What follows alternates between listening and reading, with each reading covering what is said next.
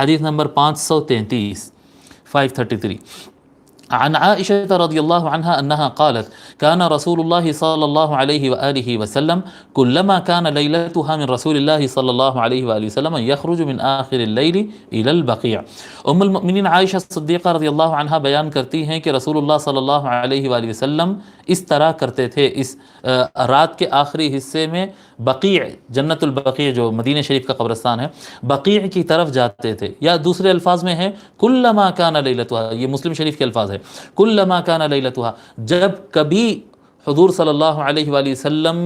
ام المؤمنین عائشہ کی باری ہوتی، جب کبھی ام المؤمنین عائشہ رضی اللہ عنہا کی باری ہوتی تو حضور صلی اللہ علیہ وآلہ وسلم ان کی باری کے روز رات کے آخری حصے میں جنت البقیع کی طرف، بقیع جو قبرستان ہے اس کی طرف جاتے، اور وہاں جا کر کیا کرتے؟ فیقول، وہاں جا کر کہتے السلام علیکم دار قوم مؤمنین،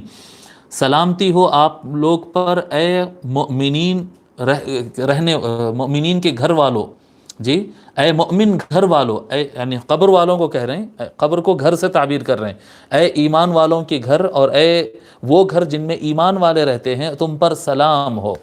وَأَتَاكُمْ مَا تُوعَدُونَ، تم کو وہ آ چکا ہے، تم کو وہ مل چکا ہے جس کا تم کو وعدہ کیا گیا ہے، غدن مؤجلون، اور تمہارا جو معاملہ ہے اس کو آگے بڑھا دیا گیا ہے۔ یعنی جو آدمی مر جائے وہ قبر میں چلے جاتا ہے تو اس کو پتہ چل جاتا ہے کہ بھئی وہ جنتی ہے، یعنی اس کے اوپر دوزخ کی کھڑکی کھولی گئی ہے یا جنت کی کھڑکی کھولی گئی ہے، اس کے ساتھ نرم معاملہ ہونے والا ہے یا سخت معاملہ، اس کو پتہ چل جاتا ہے۔ لیکن اصل نرمی اور سختی تو پھر قیامت کے دن ہونا ہے، یہاں صرف کھول کر دکھایا جاتا ہے، یہاں پر صرف بتایا جاتا ہے۔ تو فرما رہے ہیں وَأَتَاكُمْ مَا تُوعَدُونَ، تم کو پتہ چل چکا ہے کہ تمہارے ساتھ کیا ہونے والا ہے، غدم مؤجلون، اور اس کا ٹائم آگے بڑھا دیا گیا ہے، جب قبر سے باہر آؤ گے تو تمہارے ساتھ وہ سلوک کیا جائے گا جو تم کو بتایا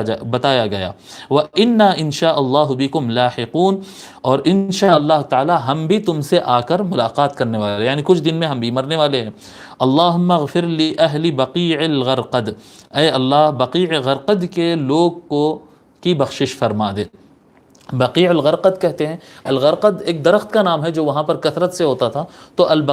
بقیع الغرقد اس کا نام رکھ دیا گیا۔ تو جنت البقیع کے لوگ کو اے اللہ بخش دے، اے اللہ ان کی بخشش فرما دے۔ تو آقا علیہ الصلاۃ والسلام کے اس حدیث مبارک سے ام المؤمنین کی رضی اللہ عنہ کی روایت سے دو تین باتیں معلوم ہوتی ہے۔ پہلی بات یہ ہے کہ حضور صلی اللہ علیہ وآلہ وسلم ایک آدھ مرتبہ زیارت کے لیے نہیں گئے قبرستان، کلما کان لیلتها، جب ان کی باری آتی، جب ان کی باری آتی، اس کا مطلب کم از کم ویکلی ایک مرتبہ تو حضور صلی اللہ علیہ وآلہ وسلم جاتے تھے، جی ان کی باری آتی تھی، مطلب اور امہات المؤمنین کی باری ہوتی، حضور کبھی ان کے گھر رہتے، کبھی ان کے گھر رہتے، کبھی ان کے، اور جب ام المؤمنین عائشہ کی باری آتی تو مطلب ہفتے میں ایک مرتبہ کم از کم حضور صلی اللہ علیہ وآلہ وسلم قبرستان جایا کرتے، نمبر ایک۔ نمبر دو، وہاں پر جا کر ان کو سلام کرتے ہیں، السلام علی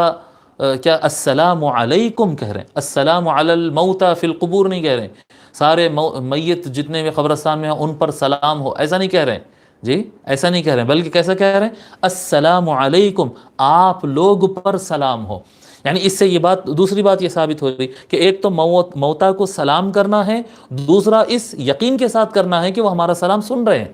ٹھیک ہے۔ میت ایک پابند بار بار جانا ہے قبرستان کو، دوسری بات جا کر ان کو سلام کرنا ہے، تیسری بات اس یقین کے ساتھ اور اس انداز میں کہ وہ لوگ آپ کو سن رہے ہیں، اور یقیناً موتا ہماری بات سنتے ہیں، ان کو سلام کرنا ہوتا ہے، ٹھیک ہے۔ تین چیز ہو گئی ہے، پھر چوتھی چیز کیا ہے؟ چوتھی چیز ہے ان کے لیے دعا کرنا، اللہم اغفر لأہل البقیع، چار چیزیں اس حدیث شریف میں معلوم ہیں۔ چوتھی چیز کیا ہے؟ ان کے لیے دعا کرنا، پابندی سے جانا، ان کو سلام کرنا، اس یقین کے ساتھ سلام کرنا کہ وہ ہماری بات سن رہے ہیں، اور ان کے لیے دعا کرنا، ان کے لیے دعا کرنا۔ اس کو امام مسلم اور امام نسائی نے اس حدیث شریف کو روایت کیا ہے۔